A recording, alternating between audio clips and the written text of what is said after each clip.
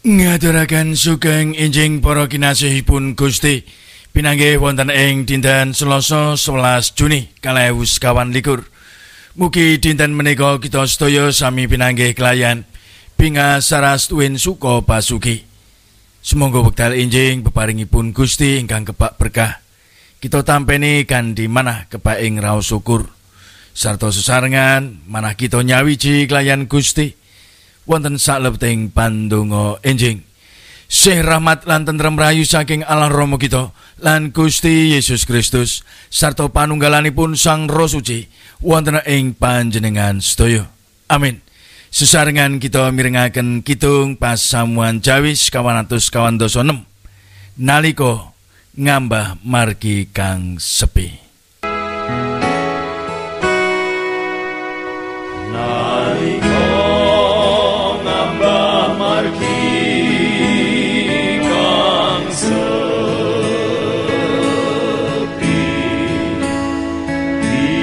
iris puas manah kula sampun nilar kawula.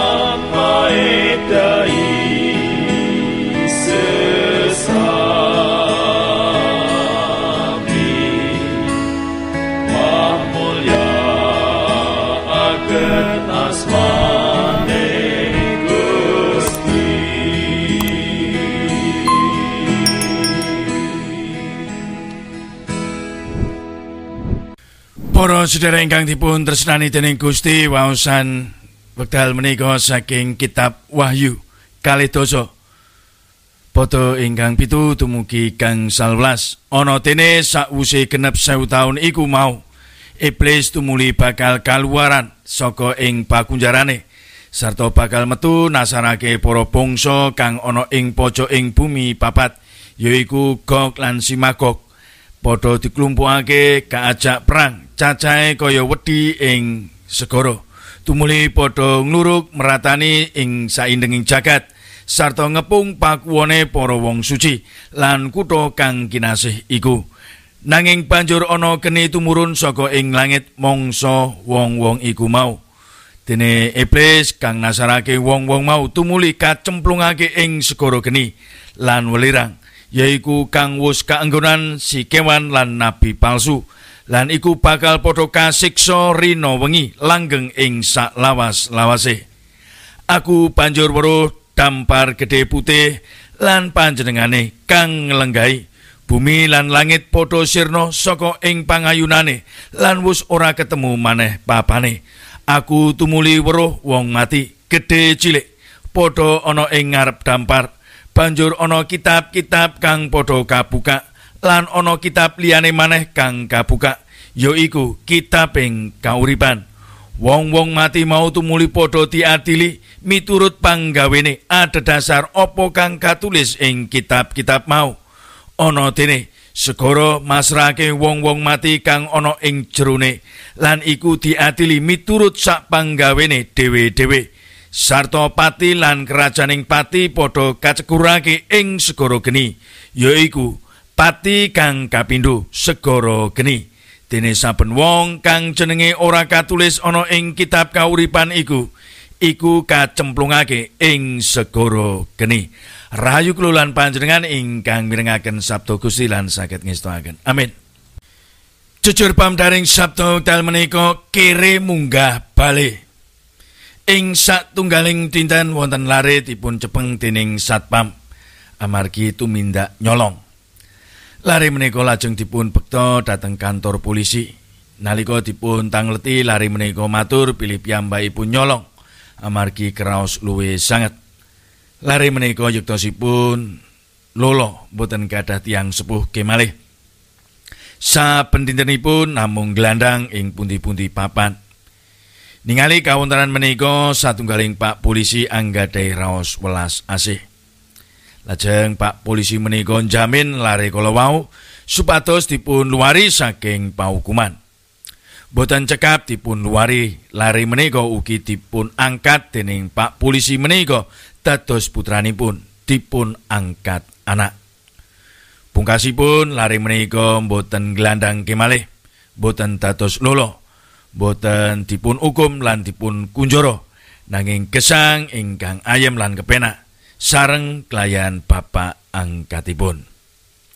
Para sedherek ingkang dipun tresnani dening Gusti, wonten ing kitab Wahyu menika paring pitedah kawontenan ingkang badhe dipun tampi tiyang donya ingkang mursal gesangipun. Ing jaman wekasan, ing pengadilan ingkang langgeng, tiyang donya ingkang mursal sami badhe nampeni paukuman ingkang langgeng. Injih menika dipun lebetaken dhateng segara geni. Injih pati ingkang kapindho. Ingkang sedaya menika dados pituwasipun tiyang donya ingkang mursal lan wangkot. Tiyang donya ingkang nalika gesangipun namung remen nguja seneng lan maremipun piyambak. Dene pepenget lan pangandikanipun Gusti boten dipun tampi. Tiyang mursal nampi menapa ingkang dados pituwasipun. Kesempatan utawi wewengan nalika gesang boten nate dipun ginakaken kangge tumindak ingkang sae lan mursid. Benten tumrap tiyang ingkang pitados dhateng Gusti Yesus minangka juru wilujeng, boten badhe nampeni paukuman langgeng. Ingkang nalika gesang ing donya tansah setya mikul salib lan nderek karsanipun Gusti Yesus. Sinaosa kedah ngalami sisah lan sangsara ing donya, nanging tetep dados tiyang pitados ingkang tumindakipun sae lan mursid. Boten badhe ngalami paukuman. Awit Gusti Yesus sampun paring jaminan gesang wilujeng lan kepareng mlebet kratonipun ingkang langgeng. Para sedherek ingkang dipun tresnani dening Gusti, sumangga kita gesang ingkang cundhuk layan timbalanipun Gusti. Injih menika dados tiang-tiang pitados ingkang sampun tampi pangluaran saking paukuman dosa. Mila kedahipun kita gesang sageta mbangun turut sarta migunakaken wewengan ing gesang menika kangge tumindak kasaenan lan kamursitan. Ewa semanten sampun ngantos kita malah kados bebasan kaya kere munggah bali. Tegesipun aja kumalungkung, boten andhap asor lan supe asalipun. Sinten to kita? Kita rak mung tiang-tiang dosa ingkang tampi sih rahmat saking Gusti Yesus. Kita suwaunipun tiang lolo lan dosa, nanging sampun dipun angkat dados para kagunganipun Gusti. Samangke kita gesang sampun wilujeng lan ayem tentrem. Dadosna gesang samangke minangka wujuding raos syukur saha sembah bekti kita dumateng Gusti kita Yesus Kristus. Amin. Sesarengan kita tumunggul ing sabteng pandonga saestu ugung sepatuga nglangkungi sedaya ingkang sampun kawula tampi lan raosaken ing saben dinten. Gusti nyata-nyata sae lan setya kangge kawula. Sinaosa kawula menika tiyang dosa lan lolo ing donya, nanging Gusti sampun karsa ngentas lan ngangkat kawula dhateng derajat ingkang mulya lan luhur. Gusti ingkang maringi raos ayem tentrem lan kacekapan wonten sauruting gesang kawula sami. Mugi gesang kawula saestu jumbuh layan timbalan paduka. Gesang kawula saged ngatingalaken kasaenan lan kamursitan lan estu-estu gesang kawula dados berkah. Kawula ndedonga kangge putra wayah ing pundhia papan. Mugi gesangipun sami tansah bangun turut kelayan pitedah paduka, temah sami pinanggih rahayu. Tetepa sami setya lan ajri asing dhateng paduka supados menapa ingkang dipun lampahi lan dipun padosi saged pinanggih kasil lan berkah. Kawula para sepuh namung saged pasrah sumarakan diwetah badan lan nyawa kawula wonten ing asta paduka. Sinaosa saya sepuh nanging manah kawula tetep setya lan mantep derek lan mikul salib paduka. Kawontenan kadya menapa mboten badhe damel kawula ngresula ngedumel lan ngresah. Abot endeng sisa seneng sakit tangan, tetap kawula tampi kanthi manah kepaing raos syukur. Saya sepuh kawula malah saya bakuh. Mekaten ingkang saged kawula unjukaken do Gusti, paduka ingkang welas asih lan ingkang paring berkah. Kabetan gesang kawula namung Gusti ingkang nyekapi lan njurungi. Dosa-dosa kawula saestu kawula getoni. Gusti karsa paring pangapunten. Wonten ing asma Patuko Gusti kawula Yesus Kristus kawula sampun ndedonga. Amin. Sugeng ayahe cicipan ing dinten menika. Tentrem raharja sing Gusti kita